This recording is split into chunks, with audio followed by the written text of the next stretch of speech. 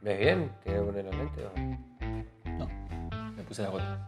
Ah, ¿De qué? Me puse las gotas, por eso. Ah, ¿te acabas de poner una gota? Me puse antes de venir a la entrevista. Bueno, ¿ready? Bueno, estamos hoy con Luis Di Stefano. Tenemos una entrevista bastante interesante para hoy, muy interesante.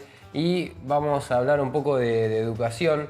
Antes de arrancar con estos temas, Luis, me gustaría que te presentes un poquito de a qué te dedicas en este momento y cuál es tu profesión.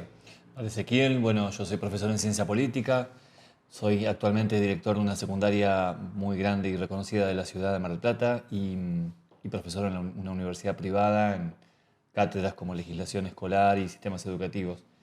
Y a lo largo de los 30 años en el sistema educativo bonaerense desempeñé varios cargos. Empecé a los 20 años como preceptor, fui secretario, director, en nivel superior también, en formación de docentes como profesor y director. Y con cargos de responsabilidad también, fui secretario de Asuntos Docentes de Mar del Plata durante 8 años. Luego me convocaron a trabajar en provincia en 2 oportunidades como asesor ministerial. Fui director en una gestión también provincial y secretario de Educación Municipal. Bastante, entonces tuviste un recorrido bastante en todo lo que es la educación, digamos. Sí, de diferentes lugares y desde bien de abajo, pasando por varias enormes responsabilidades que tuve a lo largo de la carrera. Bien, bien. Y entonces, vos dijiste que empezaste de joven, ¿no? Me imagino. ¿Cuál fue tu motivación como para arrancar en esta parte que es la educación? Porque tiene, me imagino, muchas aristas, no solamente ser profesor.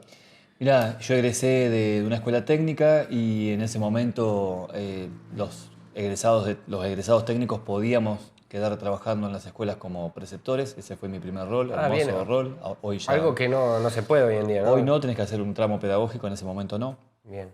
Y bueno, a partir de ese rol del de preceptor, que es una función muy cercana al alumno, un intermedio Claro. entre el alumno y el director, el equipo directivo, me enamoré de esa función y de la profesión y ahí bueno, empecé a perfeccionarme y arranqué el profesorado y bueno, después inicié la carrera.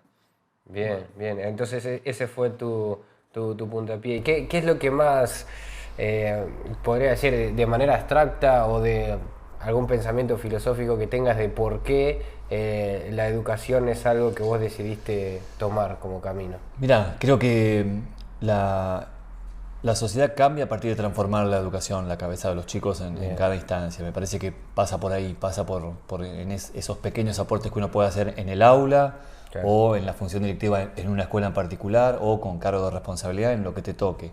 Pero ese pequeño aporte que un profesor, un docente, un preceptor puede hacer dentro de 4 paredes en un aula con adolescentes, con niños, creo que es lo más significativo de esto y la devolución, ¿no? De muchas veces de cuando uno ve que esos alumnos empiezan a tener un avance y un cierre en su etapa en el secundario, en el caso nuestro, donde vos ves en qué se transformaron, ¿no? Bueno, es algo bastante interesante. Yo tengo a mi mamá que es docente y la verdad hay muchas situaciones de familias que por suerte a mí no me tocó vivir, pero hay muchas situaciones en que las familias no tienen la sustentabilidad o bueno, a veces los roles de padres no se pueden cumplir por X razón. Y la educación juega un rol muy, muy importante. Se me viene a la mente, ¿te ha tocado alguna vez tener alguna experiencia en la cual hayas sentido ese rol, digamos, como, no solamente como profesor, sino ese sentimiento hacia el alumno, ¿no? Muchas veces y por ahí en lo personal me pasó cuando arranqué en esto que te decía de trabajar en una escuela técnica desde el lugar de alumno y de pronto encontrarme como preceptor y ver cosas que uno no veía hasta ese entonces. Como alumno, no sé, no veía, por ejemplo, situaciones de adicción, Claro. que en el rol de preceptor sí me tocó intervenir y me tocó acompañar y bueno, creo que por ese lado los aportes de la escuela son en ese rol de escucha y de poder intervenir y de poder colaborar con ese alumno, con la familia, ¿no? Es muy interesante porque, bueno, si bien es muy como influyente lo que tiene las personas que participan en la parte de educación, puede ser para bien o también puede ser para mal, me imagino. Entonces, vamos a ver con algunas preguntas. Creo que esto sería como la parte central de lo que es la entrevista y por ahí un poco comentar a lo que estamos hoy. Y ¿cómo pensás vos, si bien ya tenés 30 años, 30 años. 30 años de experiencia, habrás visto modificar la educación en muchos sentidos? ¿Cómo ves la educación hoy, digamos? La verdad que hoy muy complicado, me tocó ver las transformaciones, me tocó arrancar mi carrera con decisiones gubernamentales de la transferencia de las escuelas nacionales a las provinciales y ver cómo se iba desmembrando, en el caso mío, la escuela técnica. Claro. Muchas decisiones políticas que han tenido una influencia enorme en la escuela y hoy es muy complejo el día a día, sobre todo en los niveles obligatorios, en primaria y secundaria. Hoy es muy difícil dar clase, hoy hay situaciones en las escuelas que tienen que ver con la violencia, con la falta de reglas de juego, con no exigir, ¿no? Me parece que es central la cuestión de la calidad educativa con inclusión, no todos dentro de la escuela, pero la verdad apostando a dar definiciones que permitan a ese alumno ser un buen ciudadano y con contenidos, con conocimiento. Claro, como que pienso yo, ¿no? Esto por ahí no es de algún pensamiento profesional, de educativo ni nada, pero lo que yo veo por ahí un poquito de afuera es que debería haber un equilibrio, quizás no llegar al extremo de exigir demasiado ni tampoco dejar pasar a ciertas cosas, porque si no, que se educa, ¿no? Me imagino que es un poco eso. Tiene que ver con eso. En este tiempo, por ejemplo, sobre todo post pandemia, las exigencias han bajado a un límite que ya es insostenible. Los chicos prácticamente llegan a la secundaria sin saber leer, sin saber escribir, con enormes falencias. En la secundaria tenemos también estas dificultades. Hay una línea que implica que los chicos tienen que pasar de año o tener múltiples posibilidades para acreditar la materia. Te quería hacer Sí. un parate de ahí. Ahora vamos a ver cómo viviste la pandemia, porque es bastante interesante el rol educativo, pero ¿cómo funciona eso? Vos decís que hay como ciertas cosas que tienen que pasar, digamos, o que exigen por ahí más al sistema educativo, cosa que, bueno, yo no sé demasiado y creo que muchos de los que por ahí nos escuchan no saben. ¿Cómo funciona eso? ¿Por qué es así? Nosotros en secundaria tenemos un régimen académico que va definiendo, bueno, el alumno aprueba con 7, aprueba con 5, traza una mesa de examen. Esto es lo histórico, ¿no? El alumno cuando no aprobaba la materia tenía que haber una instancia de mesa de examen, aprobaba o no. Repetía en el caso de que no tenga los contenidos y tenga más de 2 materias. Bueno, todo esto se va elastizando de tal manera que hace que el alumno no vea una certeza en el contenido que tiene que saber. Entonces, hoy no solo es la cuestión académica y esta falta de exigencia o esta imposibilidad de tener herramientas, sino también las cuestiones que tienen que ver con la disciplina, con lo que pasa hoy en un aula. Vos entrás a un aula como profesor y vas a tener alumnos que van a llegar a cualquier horario, que te van a interrumpir la cátedra cuando van llegando y saludan, y vos imaginate lo que es un adolescente entrando, o 5 o 10 adolescentes entrando tarde al aula. Vas a tener alumnos que van a estar constantemente mirando el celular, conectados, no dando importancia a lo que el profesor da. Hoy en día, la verdad que eso creo que en su mayoría somos así. Es muy complejo, porque es muy complejo como profe tener 25 o 30 adolescentes que nadie te da importancia al rol, nadie te escucha. Hay situaciones violentas, no tenés herramientas, no tenés posibilidad de sancionar. Hoy el concepto que nos plantean los inspectores o el sistema educativo bonaerense es: las sanciones tienen que ser como de aprendizaje, ¿no? ¿Cómo sería reflexión, eso? todo tiene que ser una reflexión. Vos tenés un chico que le pega una trompada a otro y el planteo es: tiene que haber una reparación, son sanciones reparadoras, es decir, hay una situación de violencia y esa situación de violencia hay que contemplarla como un espacio de aprendizaje en el que el alumno, por ejemplo, haga una actividad, un trabajo práctico, y el alumno no ve que hay un límite ahí. La violencia, la situación de violencia, no puede ser todo lo mismo. La consecuencia es simplemente hacer un trabajo y por ahí eso no es como lo suficiente como para que tenga la necesidad de cambiarlo, ¿no? Por supuesto, además imagínate Un profesor, situación diaria, un profesor que le llama la atención a un alumno porque está con el celular y no está atendiendo la clase, que es lo común. Y ese alumno le dice cualquier barbaridad a ese docente. Ese docente no tiene ninguna herramienta, no puede sancionar con un apercibimiento, con una amonestación. Estamos hablando de la secundaria. En la primaria creo que es un poquito más heavy, pero...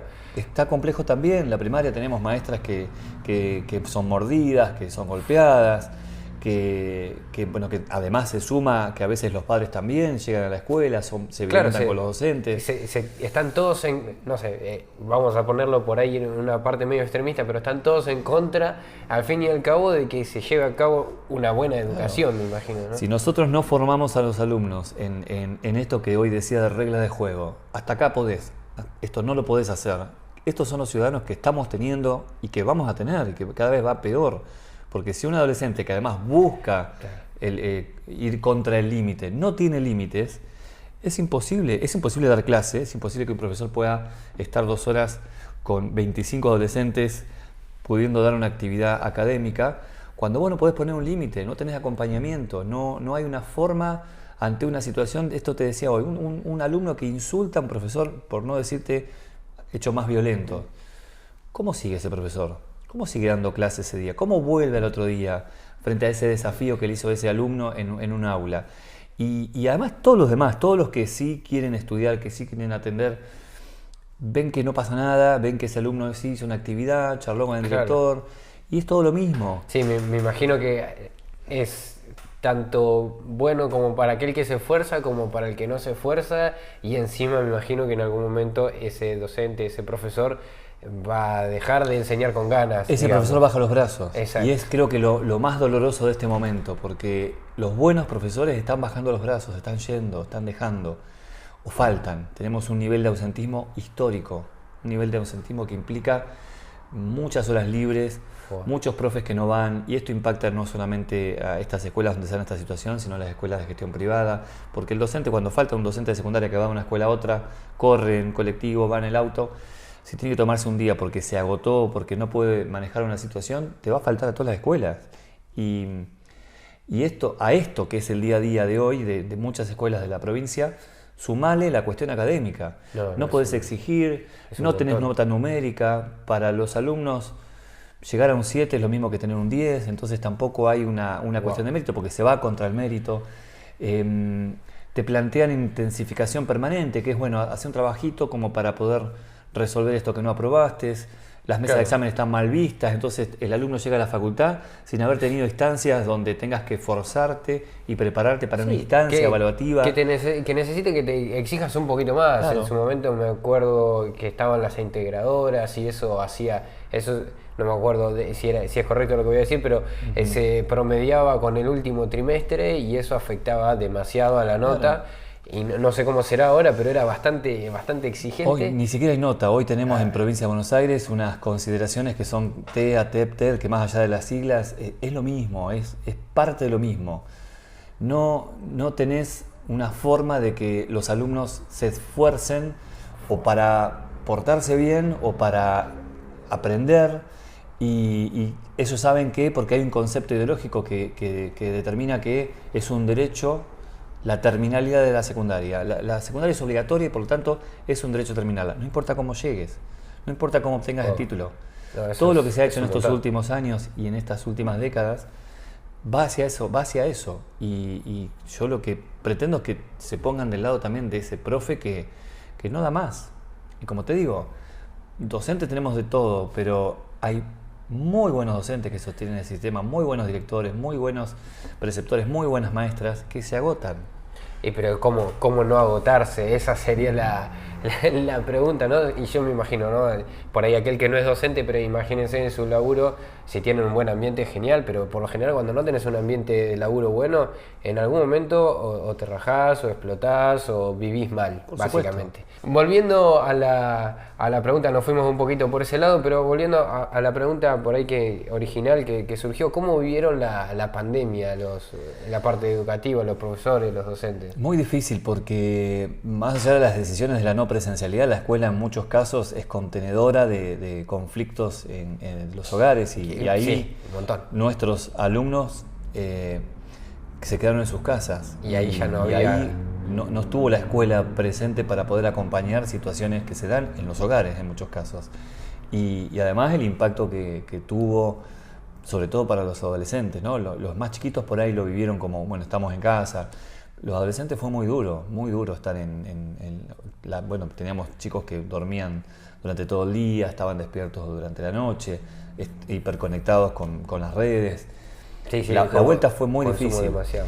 Y ahí empezó un poco la gran debacle, más allá de que esto tiene un tiempo mayor, ¿no? Recordemos que la pandemia duró como 1 año y medio, 2020, pero después hubo una determinación de ir volviendo por burbujas, pero en la etapa propia de pandemia, las escuelas se tuvieron que adaptar a la virtualidad.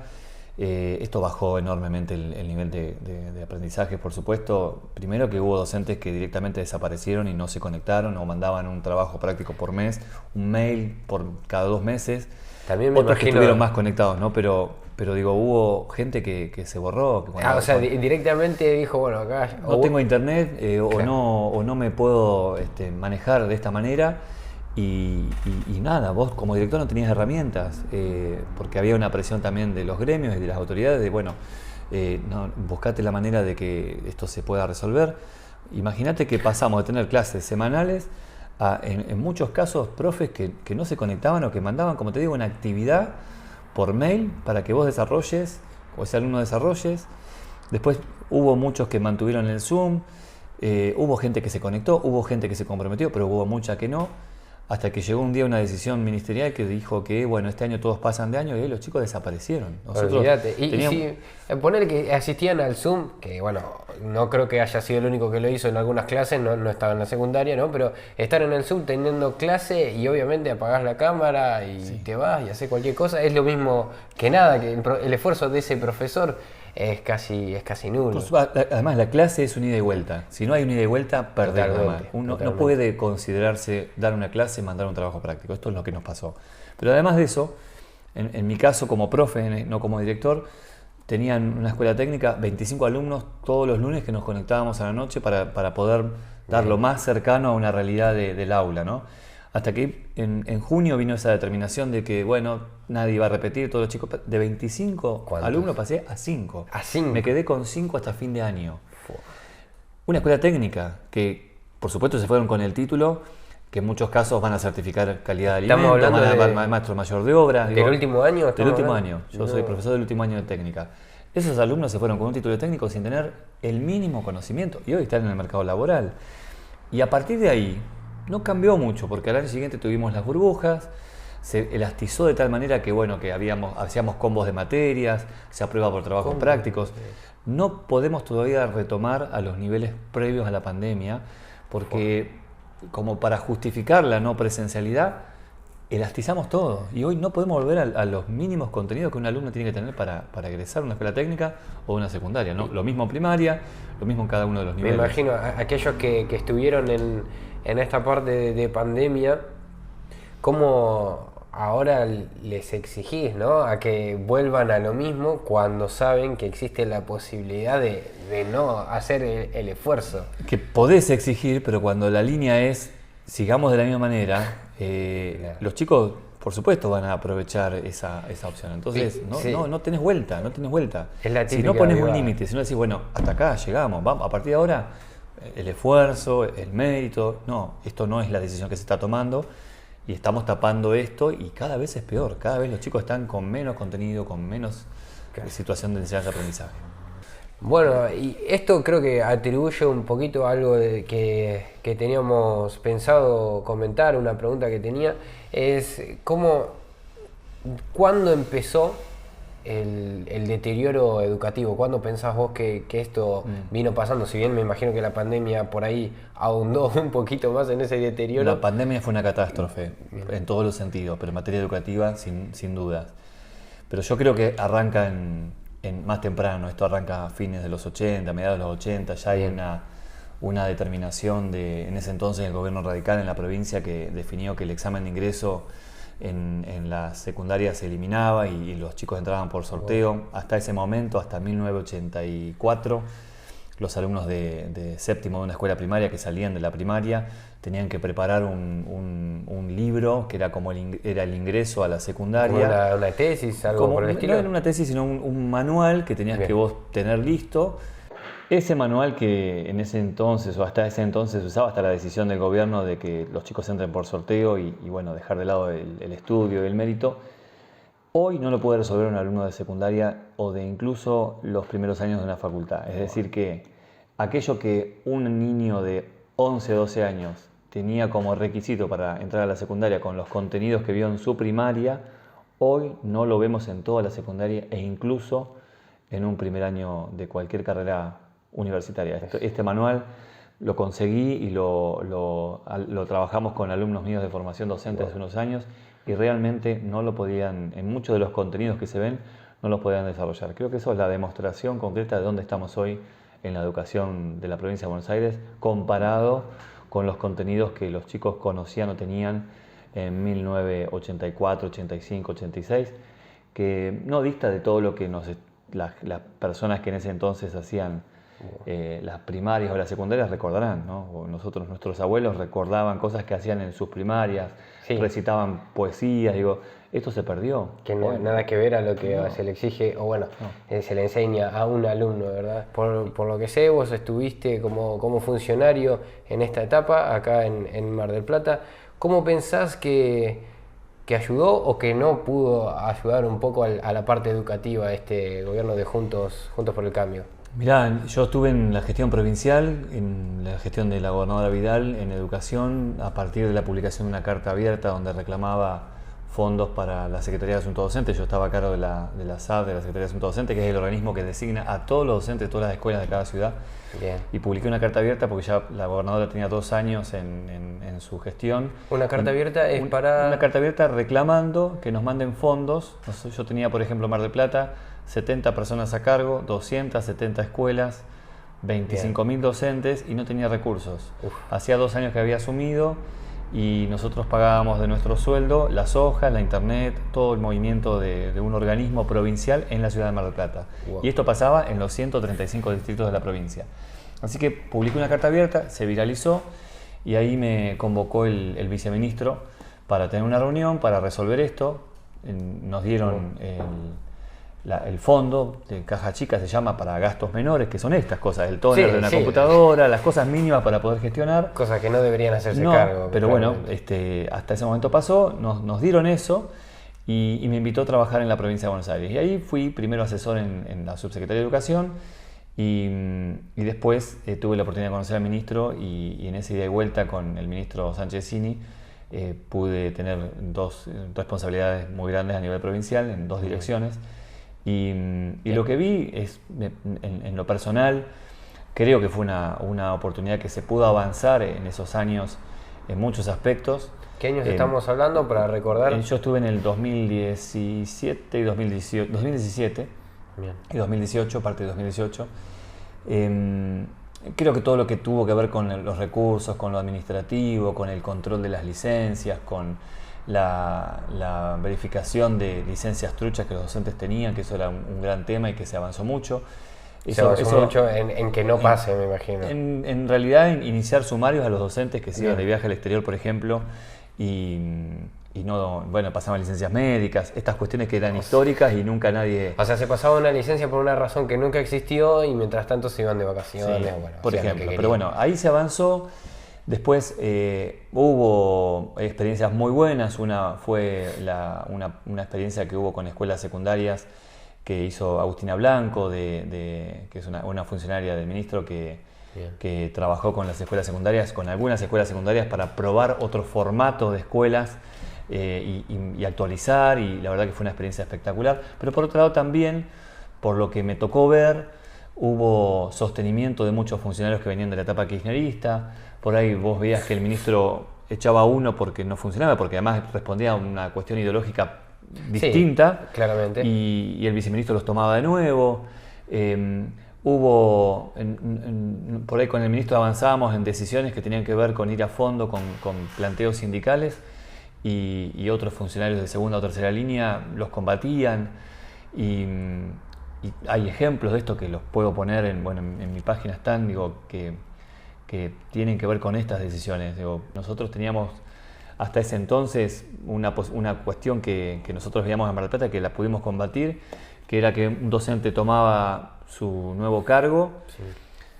era designado, llegaba a la escuela, justo el gremio convocaba un paro y él, en vez de entregar su designación, decía me dieron un paro. Entonces decíamos, ¿cómo puede ser que vos no trabajes un solo día y sin haber hecho la toma de posesión a esa nueva función, te adhieras a un paro de la patronal a la que no fuiste nunca empleado?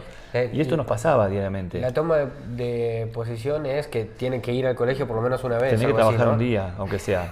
Un día trabajás y después hace un paro, pero nos pasaba que la SAD los designaba, se iban a la escuela y decían, mire, yo me adhiero, me nombraron maestro, pero me adhiero al paro. Bueno, Las con ganas el de laburar, ministro, me imagino. con el ministro avanzamos en una resolución que cortaba eso, que justamente se dio un tiempo antes del inicio de clases con un paro convocado para el inicio de clases y que dejaba miles de niños en toda la provincia y adolescentes sin clases. Bueno, se avanzó en una resolución que al día de hoy está vigente, que implica que por lo menos la toma de posesión tiene que trabajar un día completo. Después tenés los derechos y obligaciones que el estatuto demanda, que además esto es estatuto, esto es ley, no es que se hizo algo distinto, pero Claro. se aclaró con una resolución.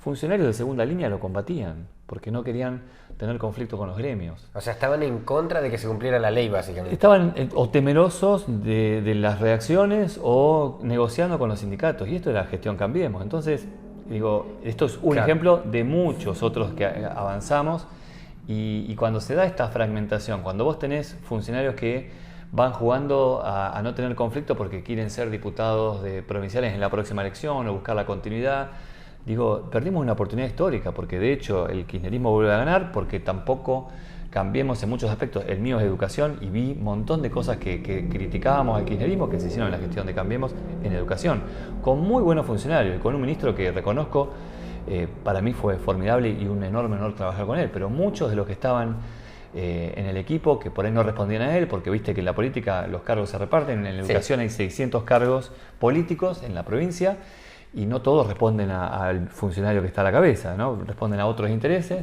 o a otros, o al gobernador, o a otro ministro, o al amigo, y la verdad que no tenés una línea única. Entonces, esto se ve en la escuela, gastos superfluos, mientras que las escuelas no tenías recursos, en el ministerio sigue con funcionarios con choferes, con lunch, con cosas que no van más. Y esto no cambia hoy, digo, hoy es peor, pero digo, se perdió una oportunidad histórica. Entonces, la decepción personal con lo que vi en ese tiempo, y después lo que veo en Mar del Plata cuando me toca hacer, cuando el intendente me convoca para resolver también unas cuestiones que tienen que ver con corrupción, con irregularidades en el sistema municipal, me decepcionaron de la política y no vi, no le veo vuelta, digo, no veo que va pasando el tiempo y gobierne quien gobierne, en eso no hay grieta, es como que no se toman las decisiones que hay que tomar. O sea, más allá de la oposición ideológica que pueda haber de manera política, en la educación sigue estando todo como medio...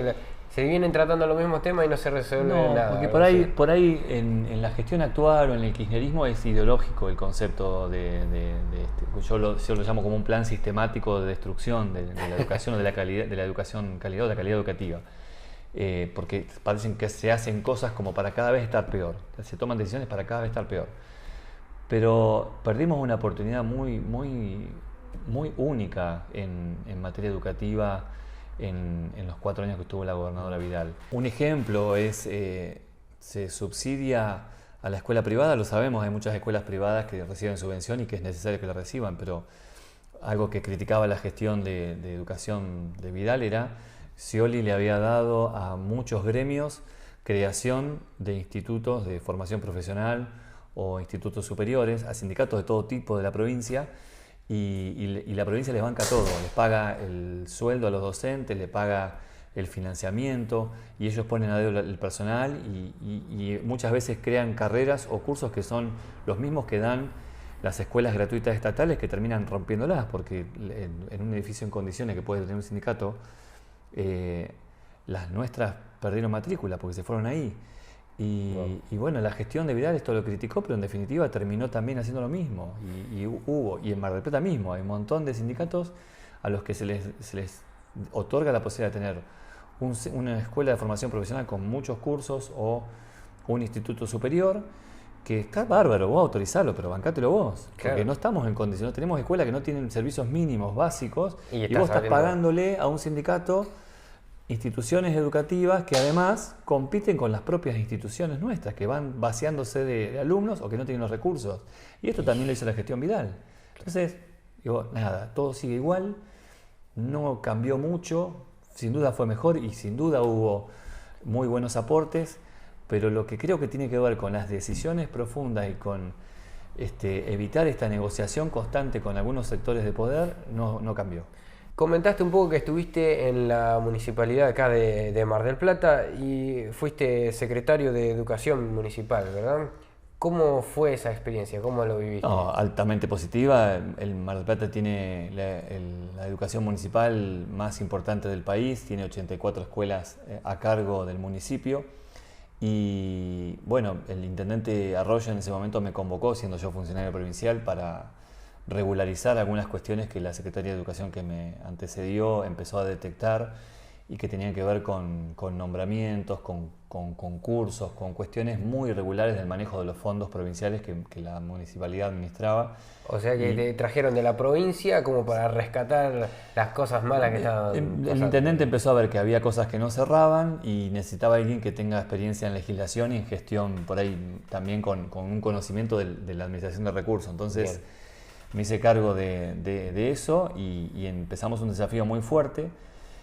A lo largo de los primeros meses empezamos a ver muchísimas irregularidades que implicaron un desafío enorme, que me permitieron convocar a gente que tenía experiencia en cuestiones que tienen que ver con el vínculo con los recursos provinciales. Claro. Hicimos una auditoría y la verdad que avanzamos muchísimo en resolver, pensando siempre en un planteo que el intendente hacía, que era, bueno, nosotros tenemos que ser funcionarios y trabajar para todos los alumnos, todos los docentes de la ciudad, toda la ciudadanía, y no para un sector particular, ¿no? Claro. Que es algo difícil, porque en el día a día, cuando vos tomás decisiones duras, la gente o el sector no va a simpatizar con esas medidas, pero que tienen que ver con el interés general, con cuidar el interés general. Nosotros veíamos, yo lo vi desde que estaba como secretario de Asuntos Docentes, que todos los recursos que la nación o la provincia mandaban a la ciudad para que le lleguen a todas las escuelas de la ciudad, los intendentes lo usan para pagar sueldos municipales y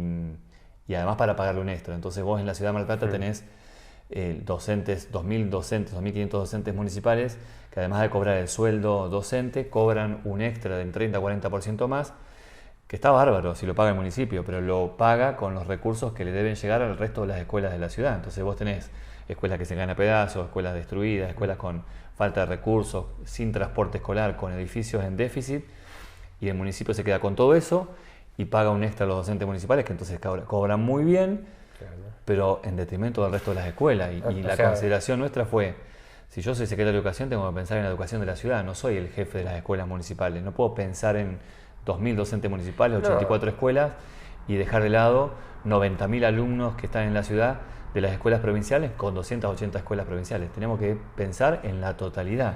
Claramente, sí, o sea, me imagino que el intendente es intendente de la ciudad de Mar del Plata, Así ¿no? es. De las Pero solo escuelas. en lo que tiene que ver con educación, los intendentes y los 24 concejales, porque esto abarca a toda la política local, porque no quieren contradecir al sindicato municipal, siempre piensan exclusivamente en los docentes o en las escuelas municipales y dejan de lado todo el resto de la ciudad, que vive esto, ¿no? Hoy cuando vos ves que nos faltan transportes para llegar a escuela, nos falta material didáctico, nos falta equipamiento, las aulas se llueven, el intendente solo se ocupa de las escuelas municipales. Bárbaro, pero con los recursos del municipio, no con los recursos que le tienen que llegar a los demás.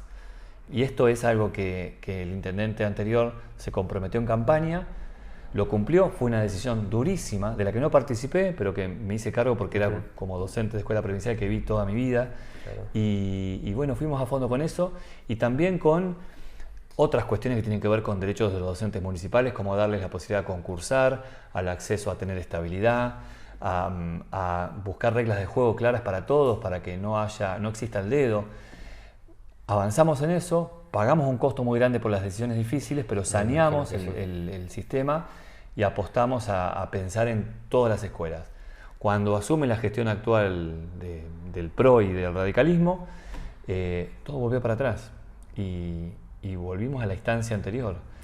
El recurso que llega a la ciudad vuelve Volvió a a ser ser. exclusivamente para las escuelas municipales para pagar un extra, y todo lo que avanzamos en normativa volvió para atrás. Hoy, por ejemplo, los concursos para cargos directivos de escuelas municipales se negocian con el sindicato y se acomodan en función de quién es el interesado en presentarse. Nosotros hemos dejado un ¿Cómo reglamento. sería eso? Tenés una vacante en una escuela municipal como director y ven quién le interesa al sindicato con la gestión de turno y van modificando para cada concurso las reglas de juego. Es decir que ahora vamos a exigir 7 años, mañana vamos a exigir 9 porque me interesa que esté esta persona, y la bibliografía y todas las condiciones se manejan en función de ese interés. Básicamente eligen ellos quiénes van a ser. Eligen con un acuerdo entre la política y la gestión y del sindicato prácticamente quiénes son los requisitos. En la provincia esto no pasa. En la provincia todos sabemos que vos tenés que tener 5 años de antigüedad, vos tenés que estudiar esto, las pruebas consisten en esto y es transparente. Así lo dejamos nosotros. Incluso avanzamos en un curso obligatorio para quienes quieren ser directores o secretarios de escuela o que tener cargos de responsabilidad. A veces el profesor del aula llega a una instancia de concurso y se encuentra con que del aula pasa a conducir una escuela, pero le faltan herramientas. Bueno, nosotros hicimos que esto sea obligatorio. Todo eso desapareció. Creo que fue una de las primeras decisiones que tomó el intendente actual. Y es intendente de Juntos, es decir que, por eso te digo que a veces no hay grieta. Claro, si no... El peso de los sindicatos hace que cedan a cuestiones que en este caso son irregulares, porque nosotros detectamos y lo dejamos en expediente y lo denunciamos muchísimas situaciones que tienen un impacto en los recursos de todos los bonaerenses. Si el municipio paga mal los sueldos o las bonificaciones, la provincia está pagando mal, está pagando de más. Y la caja de jubilaciones provincial, el IPS, está pagando y va a pagar mal.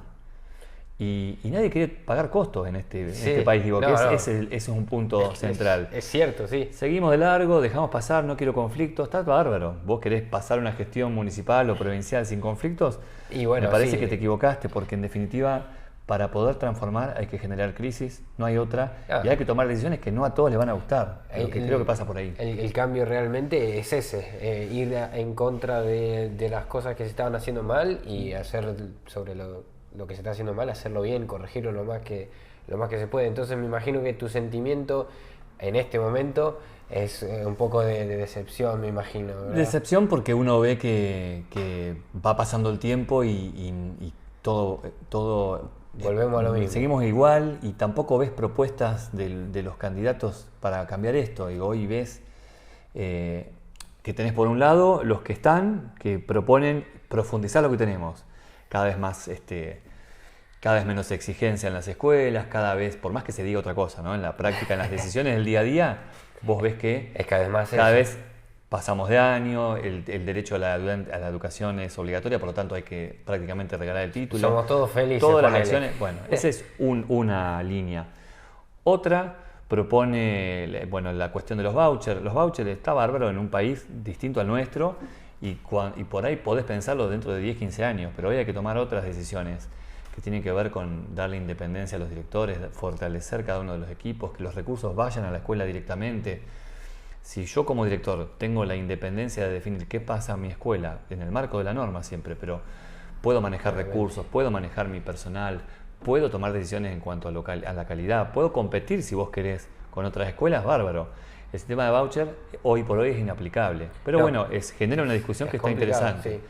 Sí. Y por la otra propuesta se habla de reglamentar los 190 días obligatorios, pensar en la educación como servicio esencial. También es inaplicable, porque el problema más grande de esto de los 190 días, que vos me digas que tiene que haber 190 días es un lindo título. Sí, pero el mayor problema que tenemos hoy es el ausentismo. Los profesores están faltando como nunca. Entonces, ¿por qué faltan a la escuela estatal y no faltan a la escuela privada? Evidentemente hay una cuestión de control, de impacto que no se resuelve. Bueno, ese es el punto, no declarar 190 días de clase. Ataquemos el ausentismo de los docentes, regularicemos cuestiones que tienen que ver con el día a día. Los docentes que vamos a la escuela estatal somos los mismos que vamos a la escuela privada. ¿Por qué acá funcionamos y acá no? Ese es un punto central. Pensar en declarar la educación como servicio esencial no es una guardia de un hospital. Vos en las escuelas no podés tener una guardia. No, obviamente. Vos tenés 700 alumnos y 14 maestras. 10 faltan, o sea, dieron un paro, 4 van. Esas 4 no pueden hacerse cargo de los 700 alumnos, porque hay una cuestión de responsabilidad civil, hay una cuestión del debido cuidado de los alumnos. Entonces, no puede haber una guardia de maestras para atender una totalidad en la matrícula, porque ni siquiera podés dar clase. No, Entonces, es imposible, ¿no? Si ya les cuesta con, no sé, 25, 30 alumnos y poder contener un buen ambiente del aula y todo, imagínate. además, esa maestra que baile, vos le das la responsabilidad de hacerse cargo de la totalidad, no va más, No. nunca más, el próximo paro no voy. Entonces, Más vale se adhiere. me da la sensación de que las ideas o las propuestas actuales están alejadas de lo que nos pasa en el día a día. Y esto abarca a los 3 candidatos, a los 3 partidos políticos con posibilidad. Ojalá que esto sirva como para que se escuche a la gente que está en el aula o en carrera, ¿no? en el llano. Bien, ahora esto es interesante. Ahora vos me comentaste por ahí las cosas que son inaplicables o las cosas que no se pueden hacer. Ahora me gustaría preguntarte, en este caso, ¿qué se debería hacer? ¿Qué podríamos implementar entonces? Mirá, yo creo que en la provincia de Buenos Aires no hace falta ni cambiar el estatuto, ni cambiar normativa, ni mandar leyes. Hay que aplicar lo que tenemos.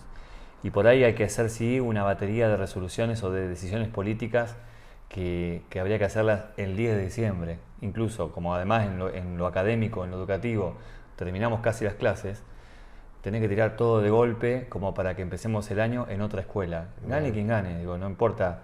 Digo, ojalá cualquiera de los candidatos apueste a escuchar a los que vamos viendo, más allá de la experiencia personal de haber tenido cargos de responsabilidad. Hoy estoy en la escuela y me permitió ver en la dinámica institucional, más allá de que mi escuela tiene muchas particularidades, un acompañamiento de la familia, de los docentes, que por ahí no vivimos cosas que se viven en otras instituciones. Creo que lo que necesitamos es decisión política, conocimiento del sistema educativo y decisión política. No hace falta ni cambiar el estatuto docente, porque como te decía recién, Cumpliendo ya con cumpliendo lo que hay. tenemos, pero cumpliéndolo en serio, Sí. ya empezamos a modificar. Y como también te dije, los docentes somos los mismos. Los docentes que vamos a una escuela privada venimos de las mismas instituciones Sí, educativas o universidades, formados igual, pero tenemos otro compromiso por algún motivo. No en su mayoría, por su no quiere decir que todo sea igual. Hay muchos docentes comprometidos y las escuelas se sostienen por esos docentes comprometidos. Pero también nos pasa como le pasa a los alumnos. Vos ves que todo es lo mismo. Vos ves que el docente comprometido que nos falta cobra el mismo sueldo y tiene un 10 al final de año como el 99% de los docentes de la provincia. Entonces, todo es lo mismo y Es tampoco está interesante. bueno. No. Entonces, la gestión tiene que tomar decisiones centrales ni bien asuma. Lo que además va en contra de esto es que agotás a los buenos. Si vos tenés un docente que está realmente muy enfocado en su trabajo, muy comprometido, ves que el colega de al lado que te manda un mensaje que dice tiene 2 cargos y te avisa, mirá, me voy al dentista y te faltan los 2 cargos. Y podía haber sacado el turno a las 7 de la tarde, pero te va a dejar la mañana y la tarde sin ir. Estoy poniendo un caso real. Bueno. Una docente que este año lleva 28 faltas y los avisos por WhatsApp son eso. Y mi hija le duele la muela y bueno, la acompaño al turno del dentista. Podías haber sacado el turno a las 7 de la tarde, pero lo sacaste a las 9 de la mañana, pero me faltás a la mañana y a la tarde. Claro, sí. ¿Cuánto te lleva el turno con el dentista? Bueno, claro. como el sistema no reconoce, te da el día, se aprovecha y se toma el día. Wow. Y de esto del dentista, del turno, de me siento mal, lleva 28 faltas.